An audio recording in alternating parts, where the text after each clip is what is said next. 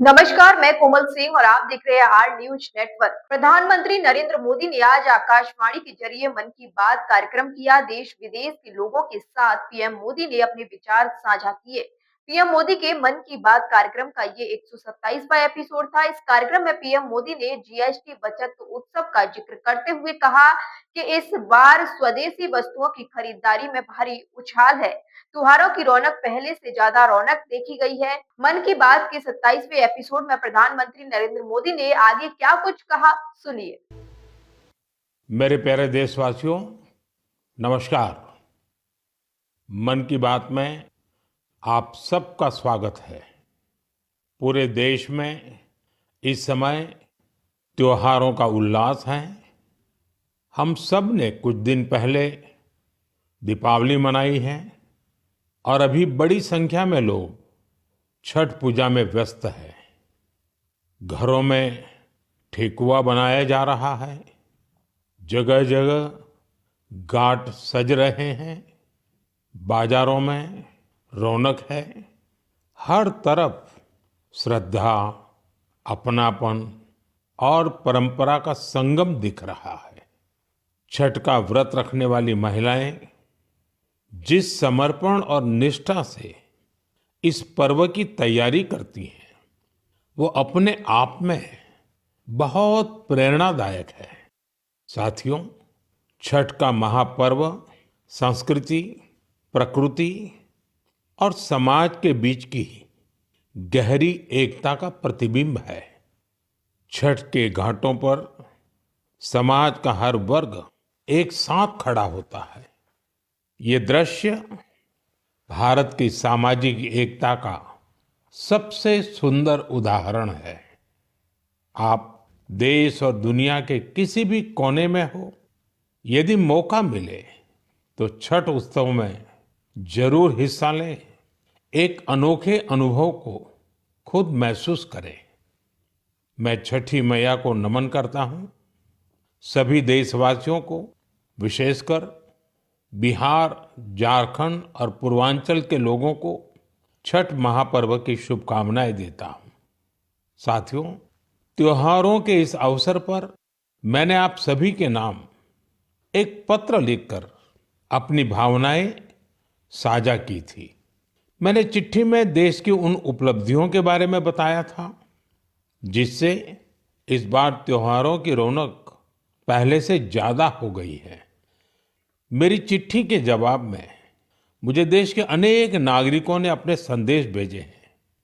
वाकई ऑपरेशन सिंदूर ने हर भारतीय को गर्व से भर दिया है। इस बार उन इलाकों में भी खुशियां के दीप जलाए गए जहां कभी माओवादी आतंक का अंधेरा छाया रहता था। लोग उस माओवादी आतंक का जड़ से खात्मा चाहते हैं जिसने उनके बच्चों का भविष्य संकट में डाल दिया था। जीएसटी बचत उत्सव को लेकर भी लोगों में बहुत उत्साह है। इस बार त्योहारों में एक और सुखद बात देखने को मिली। बाजारों में स्वदेशी सामानों की खरीदारी जबरदस्त तरीके से बढ़ी है। लोगों ने मुझे जो संदेश भेजे हैं उसमें बताया है कि इस बार उन्होंने किन स्वदेशी चीजों की खरीदारी की है। साथियों, मैंने अपने पत्र में खाने के तेल में 10% की कमी करने का भी आग्रह किया था। इस पर भी लोगों ने बहुत सकारात्मक रुख दिखाया है। साथियों, स्वच्छता और स्वच्छता के प्रयास, इस पर भी मुझे ढेर सारे संदेश मिले हैं। मैं आपसे देश के अलग अलग शहरों की ऐसी गाथाएं साझा करना चाहता हूं जो बहुत प्रेरणादायक है। छत्तीसगढ़ के अंबिकापुर में शहर से प्लास्टिक कचरा साफ करने के लिए एक अनोखी पहल की गई है। अंबिकापुर में गार्बेज कैफे चलाए जा रहे हैं। ये ऐसे कैफे हैं जहां प्लास्टिक कचरा लेकर जाने पर भरपेट खाना खिलाया जाता है। अगर कोई व्यक्ति 1 किलो प्लास्टिक लेकर जाए, उसे दोपहर या रात का खाना मिलता है, और कोई ½ किलो प्लास्टिक ले जाए तो नाश्ता मिल जाता है। ये कैफे अंबिकापुर म्युनिसिपल कॉरपोरेशन चलाता है। साथियों, इसी तरह का कमाल बेंगलुरु में इंजीनियर कपिल शर्मा जी ने किया है। बेंगलुरु को झीलों का शहर कहा जाता है और कपिल जी ने यहाँ झीलों को नया जीवन देने का अभियान शुरू किया है। कपिल जी की टीम ने बेंगलुरु और आसपास के इलाकों में 40 कुओं और 6 झीलों को फिर से जिंदा कर दिया है।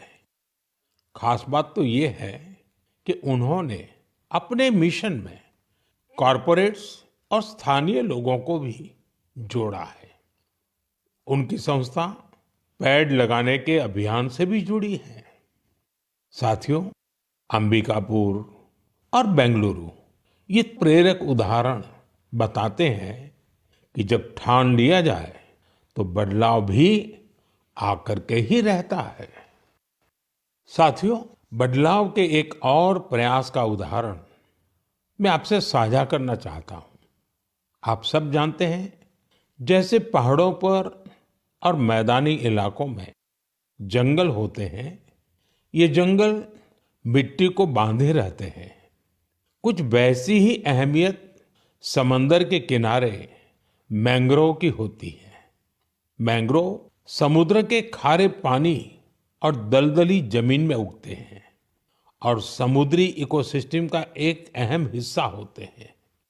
सुनामी या साइक्लोन जैसी आपदा आने पर ये मैंग्रोव बहुत मददगार साबित होते हैं। साथियों, गुजरात के वन विभाग ने मैंग्रोव के इस महत्व को समझते हुए खास मुहिम चलाई हुई है। 5 साल पहले वन विभाग की टीमों ने अहमदाबाद के नजदीक धौलेरा में मैंग्रोव लगाने का काम शुरू किया था और आज धौलेरा तट पर 3,500 हेक्टेयर में मैंग्रोव फैल चुके हैं। इन मैंग्रोव का असर आज पूरे क्षेत्र में देखने को मिल रहा है। वहां की इकोसिस्टम में डॉल्फिन्स की संख्या बढ़ गई है। केकड़े और दूसरे जलीय जीव भी पहले से ज्यादा हो गए हैं। यही नहीं, अब यहाँ प्रवासी पक्षी भी काफी संख्या में आ रहे हैं। इससे वहां के पर्यावरण पर अच्छा प्रभाव तो पड़ा ही है, धौलेरा के मछली पालकों को भी फायदा हो रहा है। साथियों, धौलेरा के अलावा गुजरात के कच्छ में भी इन दिनों मैंग्रोव प्लांटेशन बहुत जोरों पर हो रहा है। वहां कोरी क्रीक में मैंग्रोव लर्निंग सेंटर भी बनाया गया है। साथियों, पेड़ पौधों की, वृक्षों की यही तो खासियत होती है। जगह चाहे कोई भी हो, वो हर जीव मात्र की बेहतरी के लिए काम आते हैं। इसलिए तो हमारे ग्रंथों में कहा गया है, धन्या महिरुहा येभ्यो निराशाम यान्ति नार्थिनः। अर्थात वो वृक्ष और वनस्पतियां धन्य है जो किसी को भी निराश नहीं करते। हमें भी चाहिए, हम जिस भी इलाके में रहते हैं, पेड़ अवश्य लगाएं।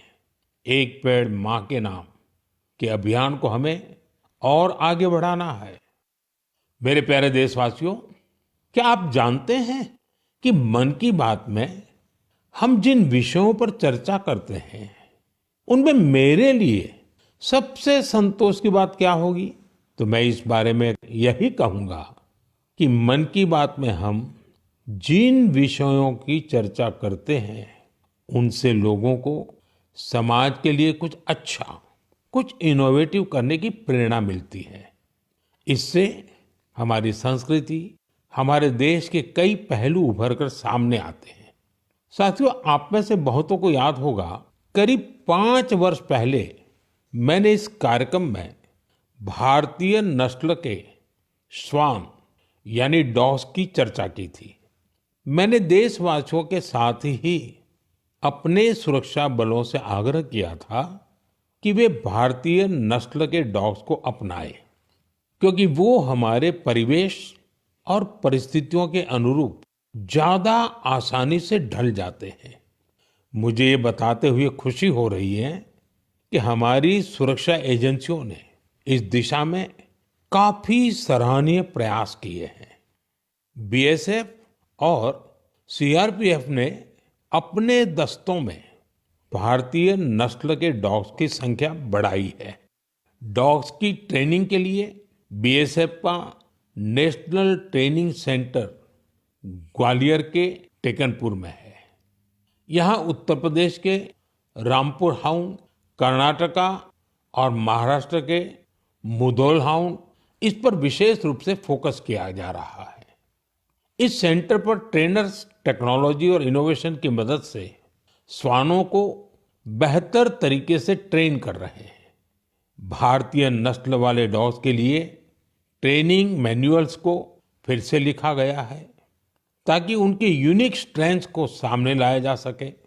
बेंगलुरु में सीआरपीएफ के dog breeding and training school में मॉन्ग्रेल्स, मुधोल हाउंड, कोम्बाई और पांडिकोना जैसे भारतीय श्वानों को ट्रेन किया जा रहा है। साथियों, पिछले वर्ष लखनऊ में all India police duty meet का आयोजन हुआ था।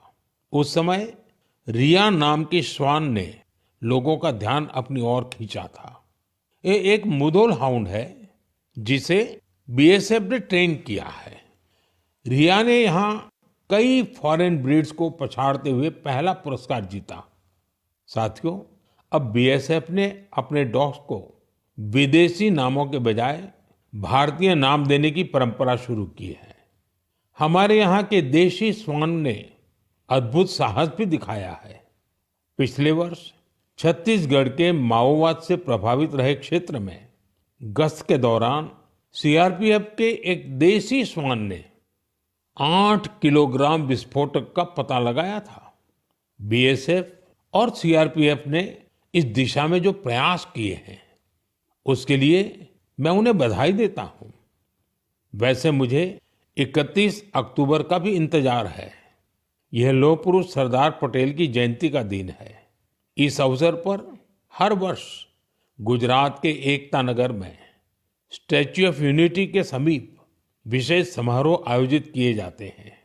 यहीं पर एकता दिवस परेड भी होती है और इस परेड में फिर से भारतीय श्वानों के सामर्थ्य का प्रदर्शन होगा।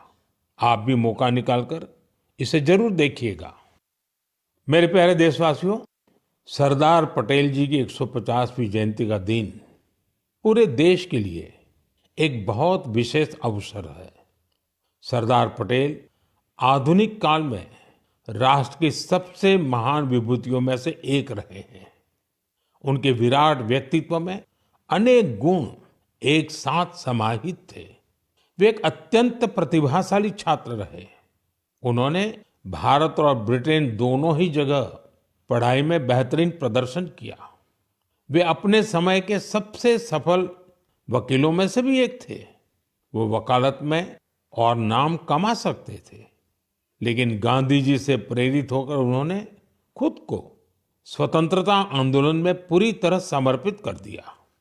खेड़ा सत्याग्रह से लेकर बोरसद सत्याग्रह तक अनेक आंदोलनों में उनके योगदान को आज भी याद किया जाता है।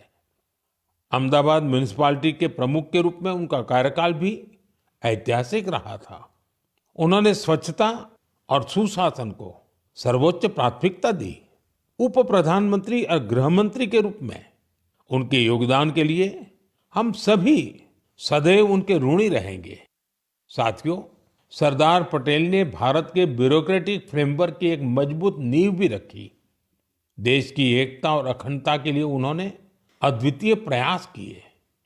मेरा आप सबसे आग्रह है, 31 अक्टूबर को सरदार साहब की जयंती देश भर में होने वाली रन फॉर यूनिटी में आप भी जरूर शामिल हो, और अकेले नहीं, सबको साथ लेकर के शामिल हो। एक प्रकार से युवा चेतना का ये अवसर बनना चाहिए। एकता की दौड़ एकता को मजबूती देगी। ये उस महान विभूति के प्रति हमारी सच्ची श्रद्धांजलि है जिन्होंने भारत को एकता के सूत्र में पिरोया था। मेरे प्यारे देशवासियों, चाय के साथ मेरा जुड़ाव तो आप सभी जानते ही हैं, लेकिन आज मैंने सोचा कि मन की बात में क्यों ना कॉफी पर चर्चा की जाए।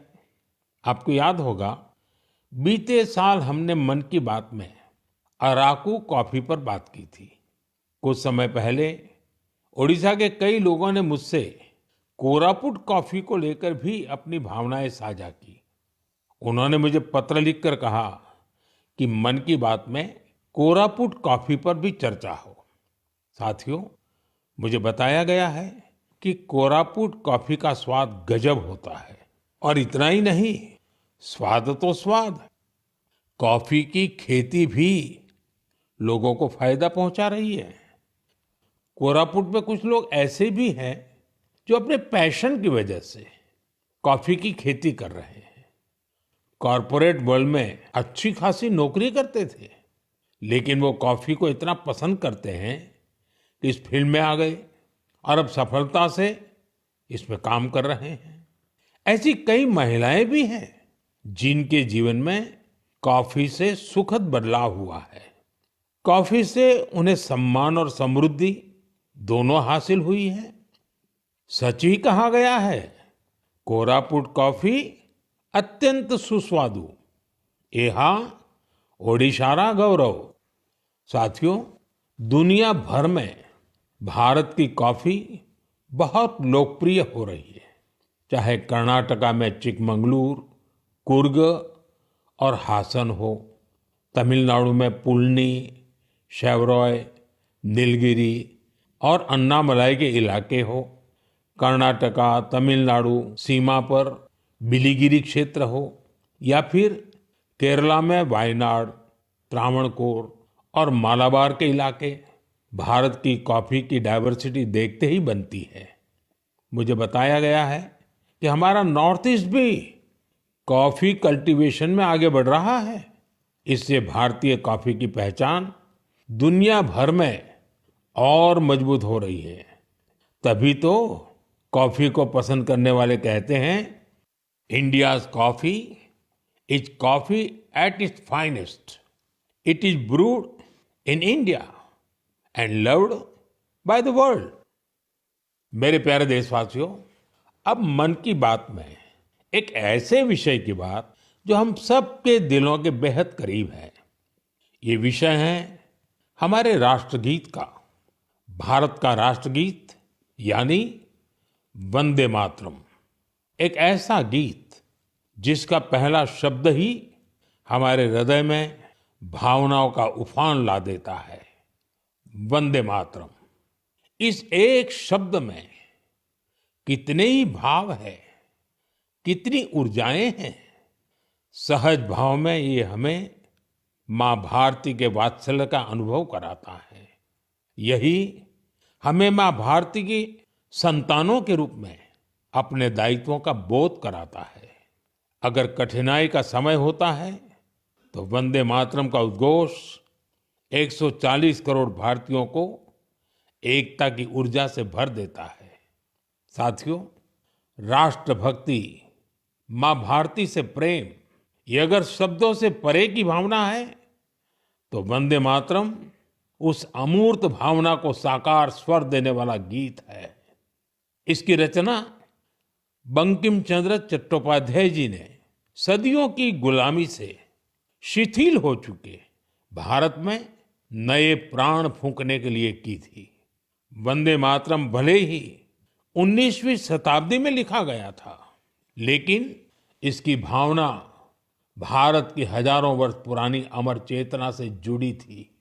वेदों ने जिस भाव को माता भूमि पुत्रो अहम पृथिव्याः कहकर भारतीय सभ्यता की नींव रखी थी, बंकिम चंद्र जी ने वंदे मातरम लिखकर मातृभूमि और उसकी संतानों के उसी रिश्ते को भाव विश्व में एक मंत्र के रूप में बांध दिया था। साथियों, आप सोच रहे होंगे कि मैं अचानक से वंदे मातरम की इतनी बातें क्यों कर रहा हूं। दरअसल कुछ ही दिनों बाद 7 नवंबर को हम वंदे मातरम के 150वें वर्ष के उत्सव में प्रवेश करने वाले हैं। 150 वर्ष पूर्व वंदे मातरम की रचना हुई थी और 1896 में गुरुदेव रविंद्रनाथ टैगोर ने पहली बार इसे गाया था। साथियों, वंदे मातरम के गान में करोड़ों देशवासियों ने हमेशा राष्ट्र प्रेम के अपार उफान को महसूस किया है। हमारी पीढ़ियों ने वंदे मातरम के शब्दों में भारत के एक जीवंत और भव्य स्वरूप के दर्शन किए हैं। सुजलाम सुफलाम मलयज शीतलाम शस्य श्यामलाम मातरम वंदे मातरम। हमें ऐसा ही भारत बनाना है। वंदे मातरम हमारे इन प्रयासों में हमेशा हमारी प्रेरणा बनेगा। इसलिए हमें वंदे मातरम के 150वें वर्ष को भी यादगार बनाना है। आने वाली पीढ़ी के लिए ये संस्कार सरिता को हमें आगे बढ़ाना है। आने वाले समय में वंदे मातरम से जुड़े कई कार्यक्रम होंगे, देश में कई आयोजन होंगे। मैं चाहूंगा हम सब देशवासी वंदे मातरम के गौरवगान के लिए स्वतः स्फूर्त भावना से भी प्रयास करें। आप मुझे अपने सुझाव वंदे मातरम 150 के साथ जरूर भेजिए। वंदे मातरम 150। मुझे आपके सुझावों का इंतजार रहेगा और हम सब इस अवसर को ऐतिहासिक बनाने के लिए काम करेंगे। मेरे प्यारे देशवासियों, संस्कृत का नाम सुनते ही हमारे मन मस्तिष्क में आता है हमारे धर्म ग्रंथ, वेद, उपनिषद, पुराण, शास्त्र, प्राचीन ज्ञान विज्ञान, अध्यात्म और दर्शन। लेकिन एक समय इन सब के साथ साथ संस्कृत बातचीत की भी भाषा थी। उस युग में अध्ययन और शोध संस्कृत में ही किए जाते थे। नाट्य मंचन भी संस्कृत में होते थे। लेकिन दुर्भाग्य से गुलामी के कालखंड में भी और आजादी के बाद भी संस्कृत लगातार उपेक्षा का शिकार हुई। इस वजह से युवा पीढ़ियों में संस्कृत के प्रति आकर्षण भी कम होता चला गया। लेकिन साथियों, अब समय बदल रहा है तो संस्कृत का भी समय बदल रहा है। संस्कृति और सोशल मीडिया की दुनिया ने संस्कृत को नई प्राणवायु दे दी है। इन दिनों कई युवा संस्कृत को लेकर बहुत रोचक काम कर रहे हैं। आप सोशल मीडिया पर जाएंगे तो आपको ऐसी कई रील्स दिखेगी जहां कई युवा संस्कृत में और संस्कृत के बारे में बात करते दिखाई देंगे। कई लोग तो अपने सोशल मीडिया चैनल के जरिए संस्कृत सिखाते भी हैं। ऐसे ही एक युवा कंटेंट क्रिएटर है भाई यश साळुंके। यश की खास बात यह है कि वो कंटेंट क्रिएटर भी है और क्रिकेटर भी हैं। संस्कृत में बात करते हुए क्रिकेट खेलने की उनकी रील लोगों ने खूब पसंद की है। आप सुनिए। पश्यतु अहं कथं क्रीडामि। देवराज सेव्यमान पावनांग्रि पंकजं ज्ञानयज्ञ सूत्रमिन्दु शेखरं कृपाकरम्। प्रातः नूतनं कन्दुकं गृह्णातु। नारदादि योगी वृन्दवन्ति तं दिगम्बरम्। इमं कन्दुकं सावधानेन पश्य चषटकाय ताडय। आशिकापुराधिनाद कालभैरवं भजे कालभैरवं भजे। साथियों, कमला और जानवी इन दो बहनों का काम भी शानदार है। ये दोनों बहनें अध्यात्म, दर्शन और संगीत पर कंटेंट बनाती हैं। इंस्टाग्राम पर एक और युवा का चैनल है संस्कृत छात्रो अहम। इस चैनल को चलाने वाले युवा साथी संस्कृत से जुड़ी जानकारियां तो देते ही हैं, वो संस्कृत में हास परिहास के वीडियो भी बनाते हैं। युवा संस्कृत में ये वीडियो भी खूब पसंद करते हैं। आप में से कई साथियों ने समष्टि के वीडियोज भी देखे होंगे। समष्टि संस्कृत में अपने गानों को अलग अलग तरह से प्रस्तुत करती है। एक और युवा है भावेश भीमनाथनी। भावेश संस्कृत श्लोकों, आध्यात्मिक दर्शन और सिद्धांतों के बारे में बात करते हैं। साथियों, भाषा किसी भी सभ्यता के मूल्यों और परंपराओं की वाहक होती है। संस्कृत ने ये कर्तव्य हजारों वर्ष तक निभाया है।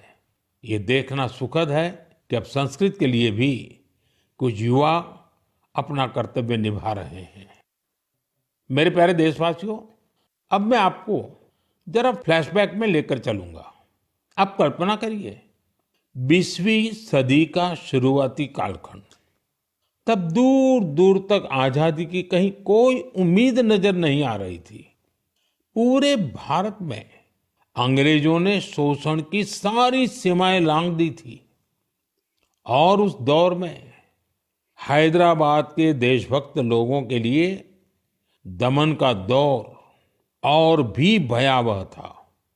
वे क्रूर और निर्दयी निजाम के अत्याचारों को भी झेलने को मजबूर थे। गरीबों, वंचितों और आदिवासी समुदायों पर तो अत्याचार की कोई सीमा ही नहीं थी। उनकी जमीनें छीन ली जाती थी, साथ ही भारी टैक्स भी लगाया जाता था। अगर वे इस अन्याय का विरोध करते तो उनके हाथ तक काट दिए जाते थे। साथियों, ऐसे कठिन समय में करीब 20 साल का एक नौजवान इस अन्याय के खिलाफ खड़ा हुआ था। आज एक खास वजह से मैं उस नौजवान की चर्चा कर रहा हूं। उसका नाम बताने से पहले मैं उसकी वीरता की बात आपको बताऊंगा। साथियों, उस दौर में जब निजाम के खिलाफ एक शब्द बोलना भी गुनाह था, उस नौजवान ने सिद्दीकी नाम के निजाम के एक अधिकारी को खुली चुनौती दे दी थी। निजाम ने सिद्दीकी को किसानों की फसलें जब्त करने के लिए भेजा था, लेकिन अत्याचार के खिलाफ इस संघर्ष में उस नौजवान ने सिद्दीकी को मौत के घाट उतार दिया। वो गिरफ्तारी से बच निकलने में भी कामयाब रहा। निजाम की अत्याचारी पुलिस से बचते हुए वो नौजवान वहां से सैकड़ों किलोमीटर दूर असम जा पहुंचा। साथियों, मैं जिस महान विभूति की चर्चा कर रहा हूं, उनका नाम है कोमरम भीम। अभी 22 अक्टूबर को ही उनकी जन्म जयंती मनाई है। कोमरम भीम की आयु बहुत लंबी नहीं रही। वो महज 40 वर्ष ही जीवित रहे, लेकिन अपने जीवन काल में उन्होंने अनगिनत लोगों, विशेषकर आदिवासी समाज के हृदय में अमिट छाप छोड़ी। उन्होंने निजाम के खिलाफ संघर्ष कर रहे लोगों में नई ताकत भरी। वे अपने रणनीतिक कौशल के लिए भी जाने जाते थे। निजाम की सत्ता के लिए वे बहुत बड़ी चुनौती बन गए थे। 1940 में निजाम के लोगों ने उनकी हत्या कर दी थी।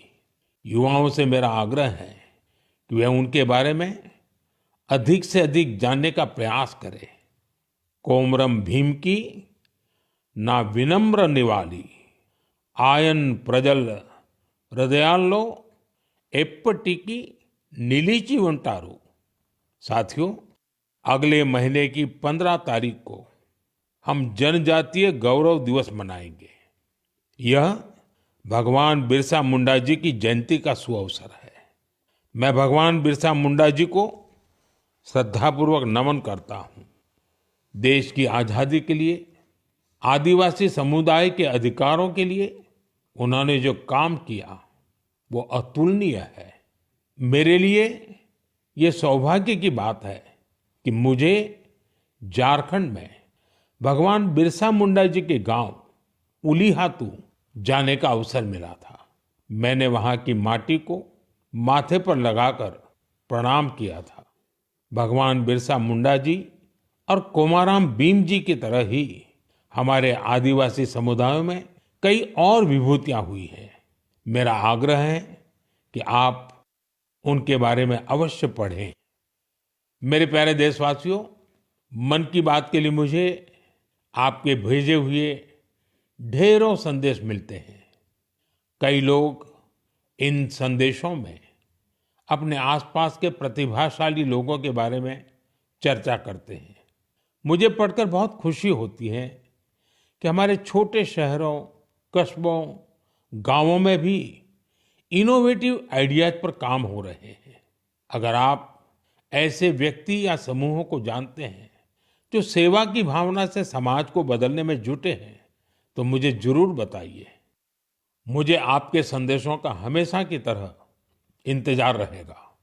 अगले महीने हम मन की बात के एक और एपिसोड में मिलेंगे, कुछ नए विषयों के साथ मिलेंगे। तब तक के लिए मैं विदाई लेता हूं। आप सबका बहुत बहुत धन्यवाद। नमस्कार।